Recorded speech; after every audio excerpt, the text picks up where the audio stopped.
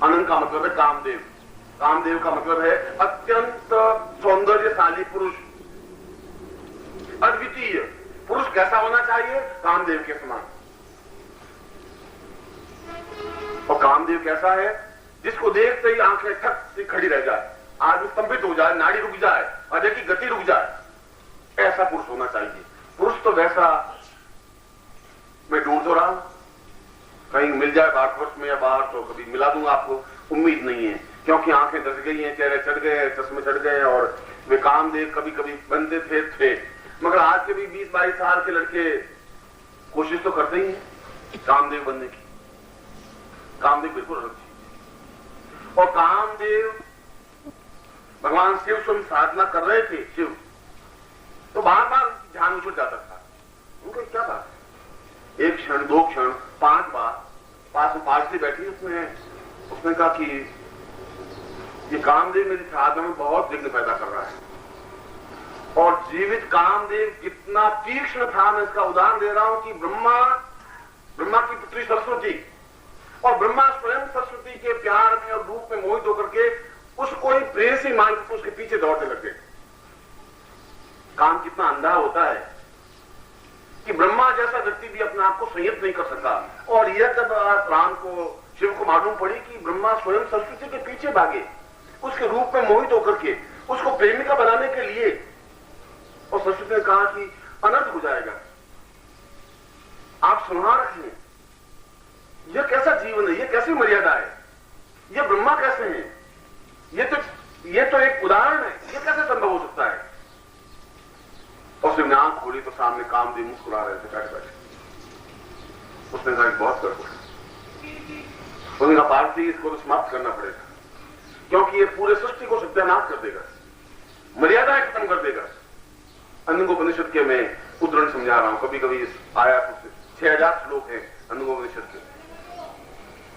और अपना तीसरा नेत्र खोल करके पार्थ ने बहुत वध किया, बहुत मना किया, किसी की हत्या करना ठीक नहीं, ये कामदेव है, कामदेव को तुम्हें हक नहीं है, उत्पत्ति करने का हक है, तुम्हें समाप्त करने का हक नहीं है। पार्थ ने बहुत पसंद, पार्थ तुम समझती नहीं हो, तुम्हें मालूम नहीं है कि 1990 में मेरी कैसी पीढ़ी आएगी, तुम्हें पता नहीं है, मैं जानता हूं उनके लक्षण। ये जीवित कामदेव को भस्म कर दिया उसने, और मरा हुआ कामदेव भी क्या हालत तुम्हारी कर चुका है, उसको देख देख के आश्चर्य हो रहा है। जीवित होता तो तुम क्या कर बैठते, मैं सोच नहीं सकता तुम्हारी बात। और मरा हुआ भस्म कर दिया, राख कर दिया। और मरा हुआ कामदेव भी पूरे देश की, दुनिया की, अमेरिका इंग्लैंड की तो हालत उसने बहुत खराब कर दी, बहुत ग्रस्त कर दी। और यदि वो जीवित होता तो क्या स्थिति बनती। इसलिए गुरु का ऊपरी शरीर पूर्ण रूप से क्लीन बीज है, क्योंकि वह क्रोधमय भी है, शांतमय भी। वह 2 नेत्रों से भी तुम्हें प्यार से भी देख सकता है, मगर तीसरे नेत्र से तुम्हें ठोकर भी मार सकता है, समझा सकता है, तुम्हें आपसे प्रगतिशील कर सकता है यदि तुम पास में हो, यदि तुम ठोकर की पहुंच में हो, यदि तुम उसके धक्के खाने में समर्थ हो, यदि उसका एहसास करने में समर्थ हो। और इसीलिए कणाद ने कहा कि उस गुरु को अपने आप में एंग रिंग और एंग श्रिंग और रिंग और एंग रिंग तो बीज को रूप के ही साधना संपन्न की जा सकती है। और इसीलिए केवल मात्र एंग साधना के माध्यम से उस पूरे फलक को और नवीन उत्पत्ति स्थल को, नवीन उत्पत्ति को क्रियान्वित किया जा सकता है, करते हैं। और इसीलिए मैंने आपको उन तीनों बीजों की समाविष्ट याचना उस कणाद ऋषि के रूप में बताई। क्या उन्होंने जगदम्बा को साक्षात विग्रह करके भी एंकलिंग की साधना की, गुरु को भी अपने सामने रख करके उस साधना को संपन्न किया। कणाद ने पूछा गुरु को, किम पूर्वतम ममा माता पिता वही पुत्र, मैं किसकी माँ, मेरा माँ कौन है, मेरा पिता कौन है। तो गुरु ने कहा कि मैं तुम्हारा पिता हूं, माता भी मैं ही, क्योंकि मैंने ही तुम्हें जन्म दिया है अपने। उनका कैसे, उनका एंग रूपेण नाम पूर्ता, मात्र स्वरूप मन में चिंतन करता हुआ अत्यंत क्षमा भाव से उस एंग बीज की निरंतर जप करने से इस प्रकार की सृष्टि का निर्माण संभव है। और वह सृष्टि अगर पुत्र की हो सकती है तो सृष्टि जीवन के सुखों की भी हो सकती है, जीवन के पदार्थों की भी सृष्टि हो सकती है। यह जो शून्य से पदार्थ पकड़ते हैं एंग बीज के माध्यम से पकड़ा जा सकता है, और शून्य में से नवीन पदार्थ की रचना एंग बीज के माध्यम से ही संभव है। अणुओं की रचना, परमाणुओं की रचना भी एंग बीज की साधना के माध्यम से ही संभव है। और मैंने स्वर्ण तंत्र में एक पुस्तक है उसमें इसका विवेचन किया है कि किस प्रकार से उस अणु और परमाणुओं के माध्यम से नवीन पदार्थ का निर्माण किया जा सकता है। जब योगी ऋषि और सन्यासी जंगल में रहते हैं, हिमालय में रहते हैं, तब उनके लिए भोजन की व्यवस्था और थालियों की व्यवस्था तो न तो कोई थालियों को बोझा लेके चलते हैं, वो तो पदार्थ में से प्रकृति में से पदार्थ उत्पत्ति करते हैं केवल एन साधना के माध्यम से, और कोई साधना की जरूरत नहीं है। और किसी अगर आप एन साधना ही कर लें तो जीवन में प्रत्येक पदार्थ की रचना कर सकते हैं, किसी भी प्रकार की पदार्थ की रचना कहीं पर भी किसी भी स्थिति में।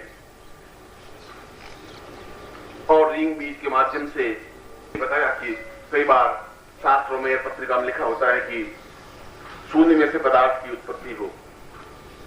यद्यपि मैं चमत्कार दिखाने में ज्यादा विश्वास नहीं करता, मगर यहां शिविर लगाया था तो मुझे किसी ने पूछ लिया कि क्या तिनके से स्वर्ण बनाया जा सकता है। आप में से कोई था या नहीं था मुझे मालूम नहीं, पर कोई होंगे, 2, 4, 6, 10 लोग होंगे।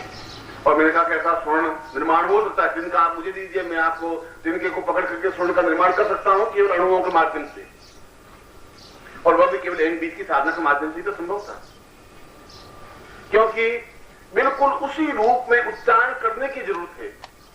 और यदि सही रूप में उच्चारण कर दिया जाए तो बिल्कुल वह जिसको हम उच्चारण करें वह स्वान्वयन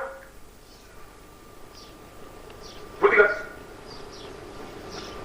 कैसा मंत्र बोला मैंने, चौहान इधर आना, तुम तो कहते मंत्र का प्रभाव होता ही नहीं, और दूर बैठा हुआ था। बिल्कुल उसी प्यार से जिस रूप में मुझे मंत्र का उच्चारण करना था उस रूप में चौहान इधर आना, चौहान होगा। और इसी रूप से अगर पदार्थ की रचना करते हैं पदार्थ आ जाता है, और इसी रूप में अगर आप जगदम्बा को आराधना करें बुलाएं जगदम्बा आ जाएगी, तो चौहान स्वामी जी या आया नहीं आया। अभी से ज्यादा प्रमाण में क्या चाहिए, मैं तो खेचा तो नहीं, डोरी तो नहीं खेच, चल बैठ बैठ। यह भी एक मंत्र उच्चारण था मेरा। मैं आप लौकिक व्यक्ति है, लौकिक भाषा में समझा रहा हूं, आप जिस भाषा में समझे उसी भाषा में समझा रहा हूं। आप बिल्कुल सामान्य भाषा में समझते हैं, मैं सामान्य भाषा में समझता हूं कि मैंने एक मंत्र बोला चौहान इधर आना, उसमें क्रिया भी थी, जो प्रत्येक साधन में क्रिया होती, चौहान इधर आना, चौहान दौड़ा आगे। और यदि मैं इसी प्रकार से साधना भगवान शिव की करता, शिव को भी साक्षात प्रकट होना ही पड़ता, यदि मैं उसी क्रिया पद्धति से उसी मंत्र के माध्यम से करता और मैं चौहान, तो चौहान पूरा समझता है नहीं मुझे बुलाया है, किसको बुलाया है, कौन सी आवाज है, कैसी है। अब यदि आप और चीख नहीं लग जाए मंत्र को तो वो बेचारा समझ ही नहीं पाए, और मैं तो चौहान नहीं सुन पाए। ठीक मंत्र की ध्वनि सरल सही तरीके से होनी चाहिए। एन बीज की साधना के माध्यम से जो पदार्थ की सृष्टि हो सकती है, आपके जीवन में प्रत्येक चीज की उत्पत्ति संभव है। और ब्रह्म बीज के माध्यम से पदार्थ और धन या ऐश्वर्य और वैभव प्राप्त किया जा सकता है, मगर केवल किसी शत्रु को प्राप्त करने के लिए, प्रहार करने के लिए, शत्रु को समाप्त करने के लिए केवल शत्रु का नाम और आगे और पीछे क्लीन बीज लगाकर भी शत्रु को समाप्त किया जा सकता है।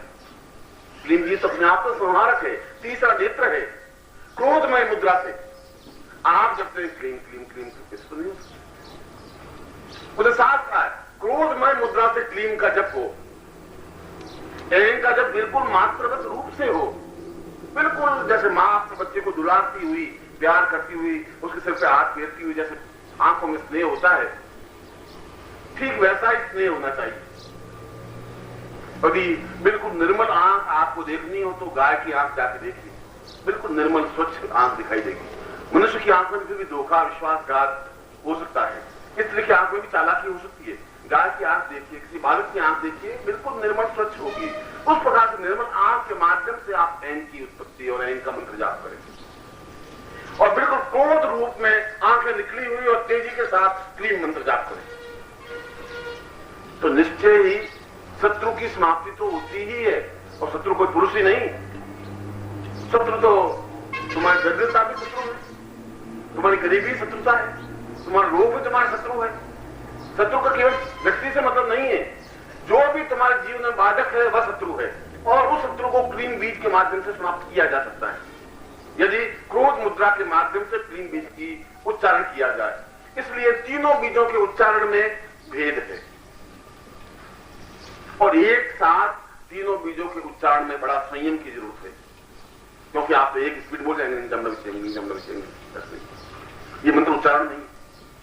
तीनों में आपका भाव बिल्कुल उसी रूप में बनना चाहिए, या तीनों के आप अलग अलग साधना करें, या एक ही बार ऐं ह्रीं क्लीं चामुंडा का उच्चारण करें, तब भी आप उच्चारण कर सकते हैं, मगर आपका शरीर विन्यास बिल्कुल उसी रूप में होना चाहिए। ऐसा हो सकता है, मगर कणाद कह रहा है ऐसा मैं नहीं कर पा रहा हूं, आप भी कह रहे हैं ऐसा नहीं कर पा रहा।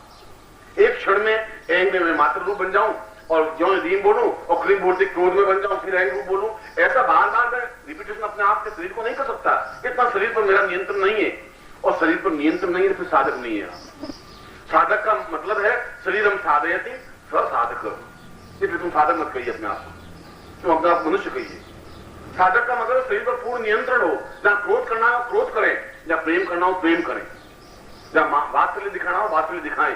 साधक तो उस स्टेज को कहते हैं, वहां पहुंचने की स्थिति।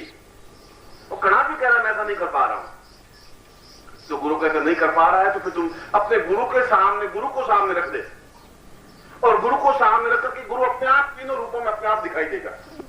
तो उनके चरणों में ऐं रूप की साधना देखो, मध्य रूप में उनका चित्र सामने रख दीजिए, पूर्ण चित्र को, और उनका वहां देखिए, फिर वहां देखिए, वहां देखिए, इस प्रकार से अपने नेत्रों को घुमाते हुए इस मंत्र की साधना संपन्न कर सकते हैं। मैं आपको कणाद का श्लोक इसलिए बोला कि वो तुम्हारे लिए संभव नहीं है, साधक रूप संभव नहीं है, तो इस रूप में, जिस रूप में कणाद से साधना की, इस रूप में तुम साधना करके सफलता पा सकते हो, क्योंकि यह तो इसका मंत्र का मूल विवेचन है, मूल चिंतन है, मूल तत्व है, और मूल तत्व का तुम्हें ज्ञान नहीं है तब तक साधना में सफलता नहीं मिल सकती। 1000 5000 बार रिपीट करने से नहीं हो सकता, और इसीलिए सफलता नहीं मिल पाती। और इसीलिए शास्त्रों में कहा है कि पुस्तकों से मंत्र प्राप्त करना व्यर्थ है, गुरु मुख से मंत्र जाप लेना जरूरी है।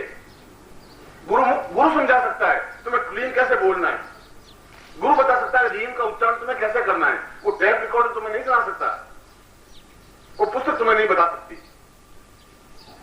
और इसीलिए उस विवेचन में कणाद कह रहा है मेरे बार बार मैं अपने शरीर को इतना रिपीट नहीं कर सकता गुरुदेव, मगर मुझे ऐं क्लीं की साधना संपन्न करनी है क्योंकि मैं ब्रह्म को अपने जीवन में उतारना चाहता हूं। तो उसने कहा कि अपने गुरु को तुम सामने रखो, और गुरु को साधना क्यों करता, स्वयं तस्मै श्री गुरुवे नमः पूर्ण ब्रह्म रूप है, गुरु साक्षात पर ब्रह्म, और ब्रह्म का तात्पर्य है जिसमें सारी सृष्टि विलीन होती है, सारी सृष्टि की उत्पत्ति होती है, उसको ब्रह्म कहते हैं। और यदि उसमें ऐं समाहित है, रीम समाहित है, क्लीम समाहित है, तो उनके 3 भाग करिए, उन तीनों भागों में देखते हुए मंत्र जाप करते रहिए। ऐसा तो तुम संभव कर सकते हो, कणाद ने कहा ऐसा नहीं कर सकता, ऐसा कर सकता हूं मैं भगवती जगदम्बा के साक्षात जागृतिमान दर्शन कर सकता हूं, क्योंकि उसके दर्शन तब हो सकेंगे जब आपकी सारी वासनाएं सारी इच्छाएं समाप्त हो पाएंगी, तभी तो प्रभु सामने साक्षात होंगे, और इन तीनों रूपों में तुम्हारी सारी इच्छाएं अपने आप ही समाप्त हो सकती हैं। ऐं बीज के माध्यम से प्रत्येक पदार्थ की रचना का संभव है, चाहे वह पुत्र हो, चाहे पौत्र हो, चाहे और कोई चीज हो। रीम के माध्यम से पूर्ण संपन्नता, सुख, सौभाग्य, ऐश्वर्य, पद, प्रतिष्ठा, मान, सम्मान प्राप्त है, और क्लीन के माध्यम से समस्त दरिद्रता, रोग, शोक, दुख, दारिद्र्य नष्ट किया जा सकता है, और सब कुछ ठीक किया जा सकता है। तो भगवती जगदम्बा सामने साक्षात रूप में उपस्थित है, क्योंकि जब तक तुम्हारी वासनाएं हैं तब तक तुम्हारी आंख निर्मल नहीं बन सकती। जब तुम्हारे मन में चालाकी है, धूर्तता है, तब तक तुम उस मंत्र के जाप को कर ही नहीं सकते, क्योंकि श्रद्धा पैदा तब होती है जो चालाकी समाप्त हो जाती है। चालाकी दूर हटने पर ही श्रद्धा आ सकती है, धूर्तता दूर हटने पर ही श्रद्धा आ सकती है, श्रद्धा पहले आ ही नहीं सकती। तुम्हारे मन में धूर्तता है, चालाकी है, पाखंड है, छल है, क्रोध है, या केवल अदाकारी है, या दूर